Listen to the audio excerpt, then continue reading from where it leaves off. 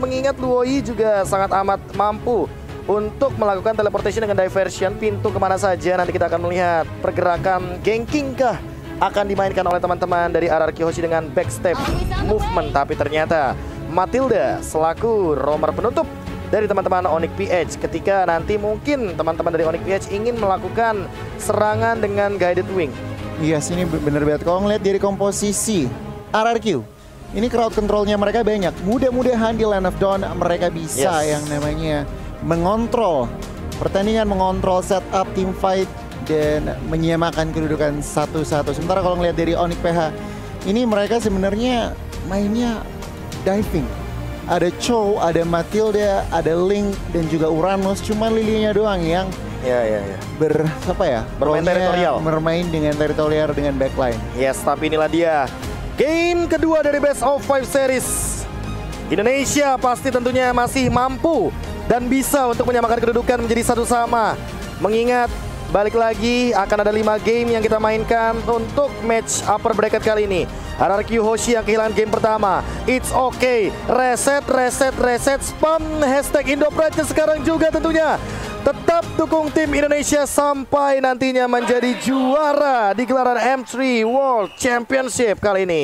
Langsung menuju ke game yang kedua. Yes, game yang kedua. Mari kita bersama-sama berdoa satu sama. Samakan kedudukan dan kembalikan keadaan. Indonesia harus tetap bisa semangat. Dan bahkan kita lihat juga dari heart rate yang sesuai dengan prediksi dari KB ya. Wah. Di arah tengah tapi tampaknya tetap memakai assassin, tidak memakai tank. Yes. Dan ini bakal berbahaya banget karena lihat Kairinya udah mulai di-engage di awal game. But it's okay. Hanya memberikan poking damage saja. Dan bahkan di arah bottom lane-nya Bang Sin. Ini Marky benar-benar meng-outplay pergerakannya. Ini dia yang aku sempat bilang sama Bung Cornet ya. Ketika mage di gold lane, tugasnya adalah melakukan poking damage ke arah paksa ke arah marksman-nya biar dia recall. Dan dia mengeluarkan battle spell. Bang Sin 2 menit ke depan tidak akan ada flicker. Yes. Dan kita lihat juga ini benar-benar di semua lane di sampingnya atau di side-nya. Asli. Benar-benar diberikan pressure antara di gold lane dan juga di XP lane-nya, di kedua lane dan bahkan Finn-nya. Hati-hati, cukup terharas di sana. Mungkin damage-nya cukup besar juga. Puncture kedua, ketiga, dapatkan keempatnya Kairi. Hati-hati Finn, masih dapat Blazer First Blood yang didapatkan oleh seorang Kairi. Keempat pedangnya bahkan diamankan begitu saja. Tidak ada retribution dan bahkan langsung ditikar begitu saja oleh seorang cowoknya. Oh my god. Super dive dilakukan oleh Onyx PH dan bahkan mungkin RRQ Hoshi belum siap untuk menerima serangan tersebut. Dan kali ini 2-0 bahkan early aggression yang tadi udah sempat dibilang sama Goni terjadi bahkan di bawah menit yang ketiga. Wow, ini bahaya banget. Bahkan diving komposisinya langsung langsung dieksekusiin oleh teman-teman PH. Lagi dan lagi RRQ udah behind di early, mereka harus lebih berhati-hati nih. Aduh, ini 3 menit ke depan. Yes, ini jadi mengingatkan game yang pertama yang dilakukan oleh Hatred.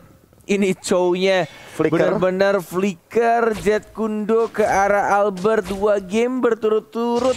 Jadi itu mengganggu banget untuk dapetin point kill. Bahkan tadi barusan tidak ada flicker Dwarf Dragon-nya. Masih ada flicker untuk menyelamatkan diri dari seorang Clay ketika ada jeda waktu untuk melakukan Dwarf Dragon. Tapi kita lihat di sini sudah menuju ke arah turtle.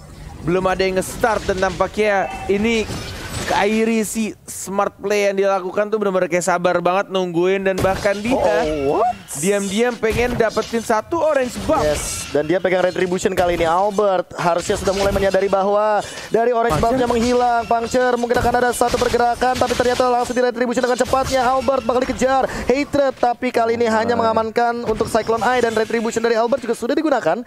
Jadi tidak ada yang punya retribution. Turtle mungkin akan di-kiting saja. Hanya untuk tarik ulur dan tidak akan ada yang bergerak ke arah top lane. Wow, ini benar-benar kedua assassin dari anak-anak kita juga Onyx PH mencari space yang harus dia lakukan. Dan bahkan tadi Kairi benar-benar berani banget walaupun agak beresiko dan berhasil untuk dapetin satu orange buff milik Albert. Dan bahkan ditarik begitu saja. Mencoba untuk di start dari tim RRQ sudah ready untuk kedua retribution-nya.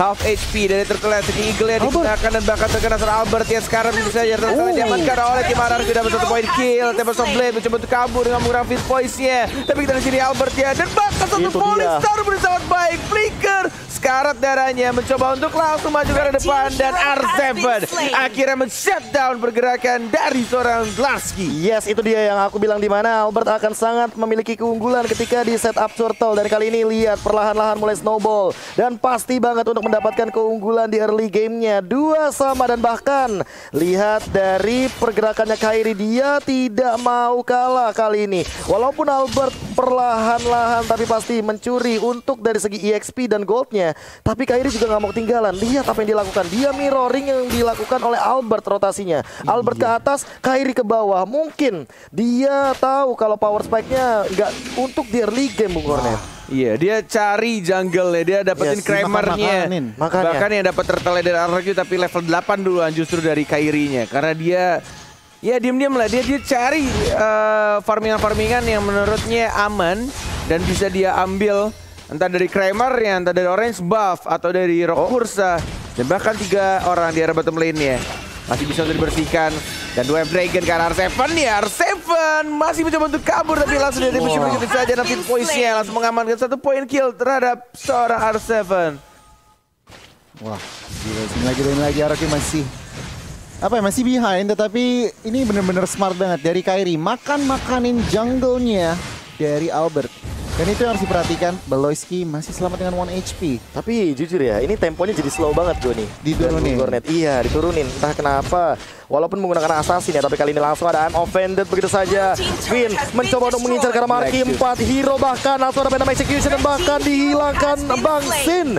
Dengan kali ini quick draw-nya mendapatkan 1 dan bahkan lihat pergerakan dari Clay-nya. Dia nggak mau mid lane-nya hancur juga. R7 bakal langsung mengcover dengan cepatnya ke bagian mid lane. Falling Star Moon pun dilontarkan dan bahkan Dlarsky sudah melakukan sedikit rotation ke arah bottom lane untuk menukarkan pergerakannya dengan Marky. Yes, langsung ditarik begitu saja dan Web Dragon nih cukup offside dan bahkan dari Hatred-nya masih ada flicker untuk cabut, mencoba untuk dikejar atau tidak. Masih bisa di cover oleh seorang Matilda dan sekarang malah Kairi-nya yang mencoba untuk men-setup Turtle dan langsung mengajar seorang Finn-nya. Vedette-nya masih ditahan, belum dikeluarkan. Vedette-nya dihindari dengan menggunakan Tempest of Blade. Kairi mencoba untuk masuk ke arah Turtle-nya dan langsung didistribusi begitu saja. Albert tidak berhasil untuk mendapatkan Turtle-nya. Albert-nya terjebak dan langsung di shutdown. Kehilangan Albert, kehilangan 1 orang dari tim RRQ plus Turtle-nya. Tapi langsung di trade oleh seorang R7. 1 poin kill, mencoba untuk dapetin 2 poin kill. Bahkan R7 dapetin 2 poin kill. Flicker ke arah belakang, tidak boleh bernafsu dan langsung recall ke base-nya. Ini dia, Clay bahkan langsung mengcover dengan cepatnya agar R7 mampu untuk pulang ke rumah. Udah ada Dominance Ice juga sebagai salah satu deny untuk regen HP dari Dlarsky.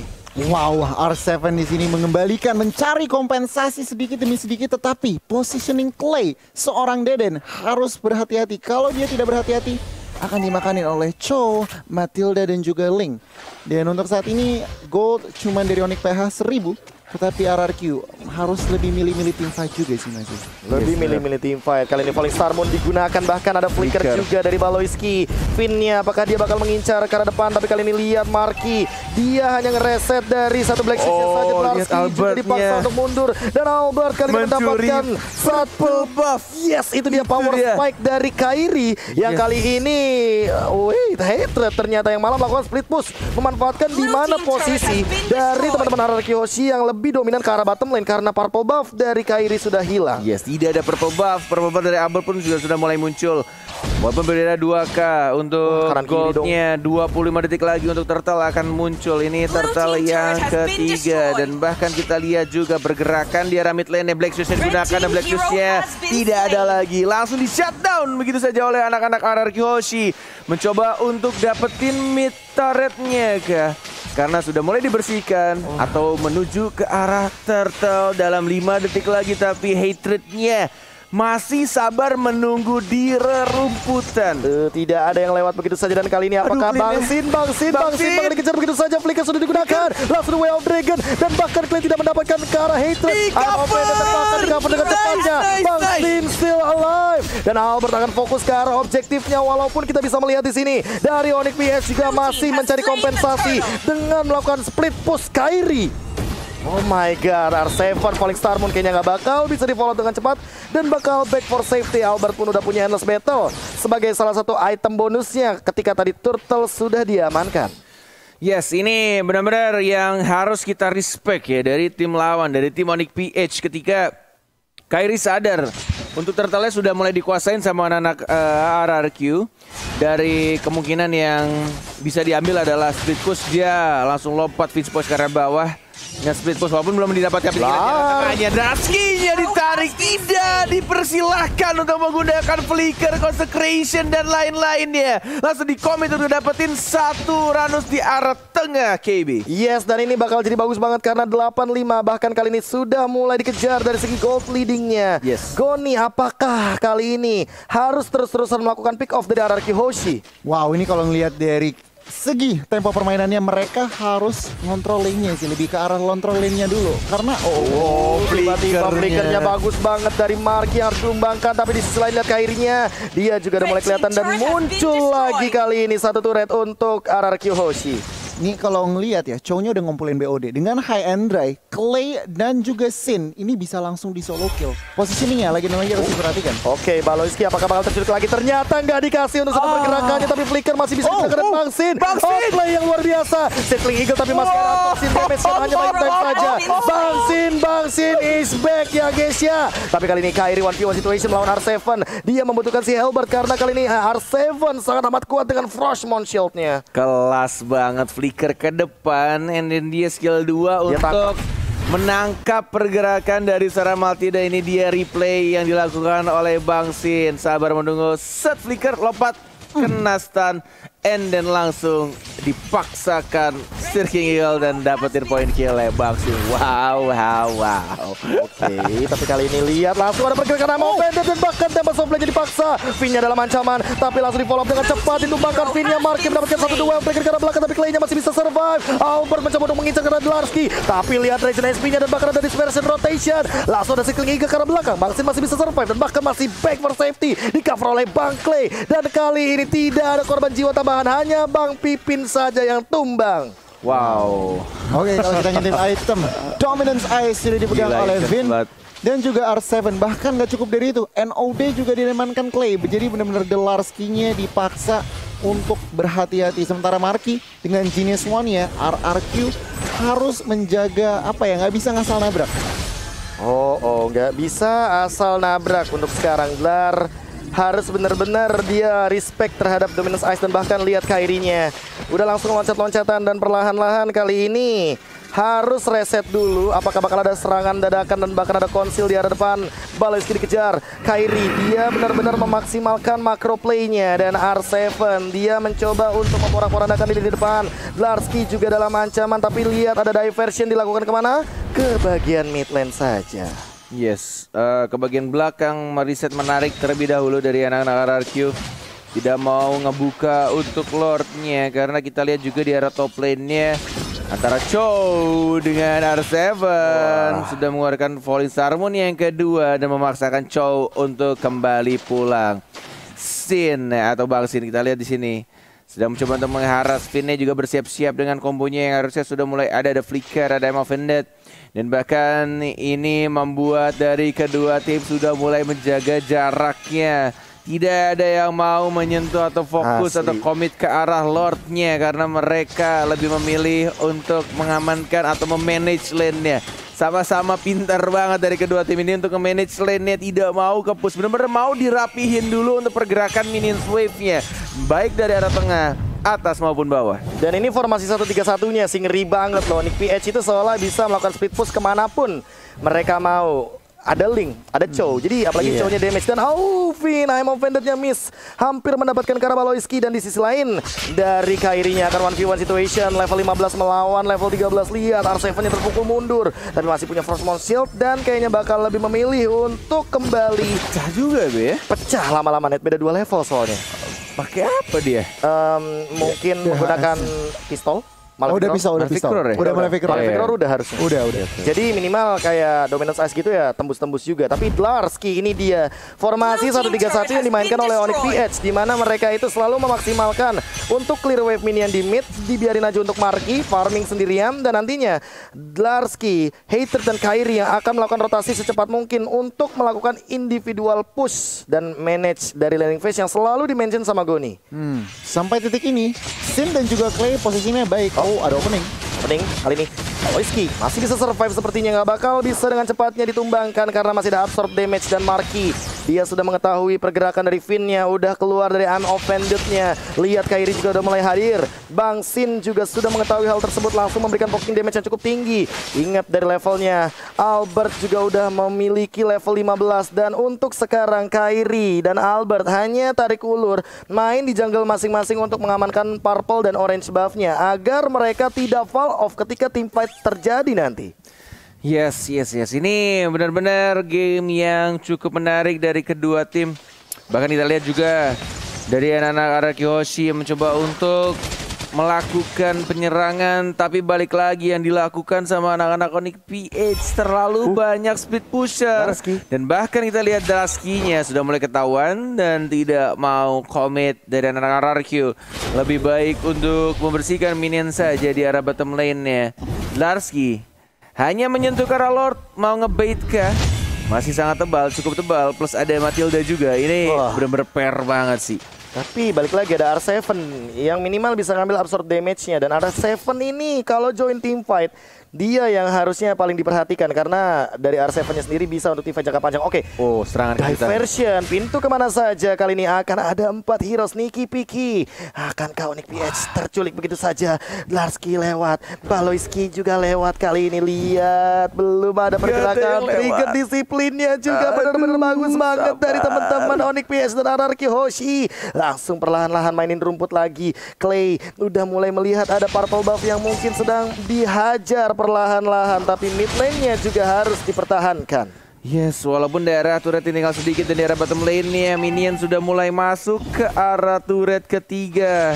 Harus kembali reposition tapi dipaksakan perang di sana. Clay-nya flicker ke arah belakang dan langsung ditumpangkan dengan Tempest of Blade dari sana Kairi. Dan bahkan I'm offended, dia tidak berhasil menarik satu orang pun KB. Dan kali ini Kairi-nya benar-benar bebas banget. 4 melawan 5, apakah bakal dikontes? Karena Albert setengah darah begitu saja hilang. Ketika di sana ada pergerakan dari Marky. Dan kali ini Baloyski-nya memporak-porandakan formasi di mid lane. Bang Sin mencoba untuk memberikan poke damage, tapi ternyata Dlarsky cukup strong di lini depan. Walaupun ada pergerakan live drain, tapi cuek. Baloyski mencoba untuk mengcover. Dan Lord-nya bakal diamankan tanpa adanya kontes di menit yang ke-16. Lihat Dlarsky bahkan tidak nge-trigger dari consecration-nya.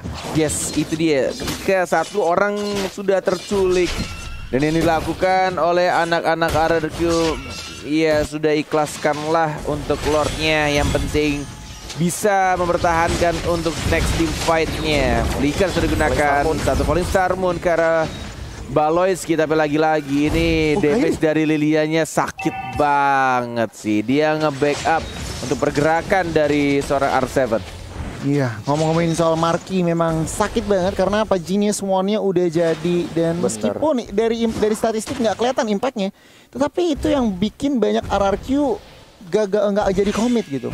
Zoningan, apalagi udah Divine Glaive. Wah, ini susah banget untuk masuk, terutama dari seorang Finn. Oke, Finn harus lebih berhati-hati. Nah, shieldnya udah ke-trigger dan bahkan ada satu Black Shoes sudah digunakan.